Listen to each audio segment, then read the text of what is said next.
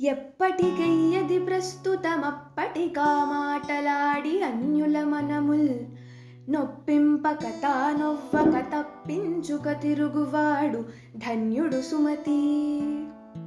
ఓ సుమతి, ఎప్పుడు ఏది ఎలా మాట్లాడాలో అలా మాట్లాడి ఇతరులను తాను బాధించకుండా, తాను ఇతరుల వల్ల బాధపడకుండా తెలివిగా ప్రవర్తించేవాడే ధన్యుడు.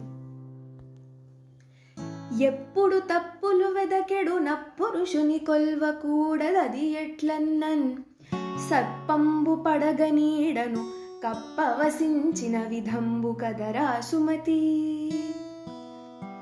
ఓ సుమతి, ఎప్పుడు మనలోని తప్పులని వెతికే వాళ్ల వద్దకు మనం అసలు వెళ్ళకూడదు, వాళ్లను సేవించకూడదు.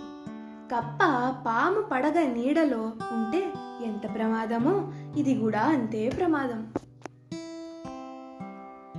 ఎప్పుడు సంపద కలిగిన అప్పుడే బంధువులు వత్తురది ఎట్లన్నన్ తెప్పలుగా చెరువు నిండిన కప్పలు 10,000 చేరు కదరా సుమతి. ఓ సుమతి, మన వద్ద సంపదలు ఉన్నప్పుడే బంధువులు వచ్చి చేరతారు. చెరువులో నీళ్లు ఉన్నప్పుడే కదా కప్పలు వచ్చేది.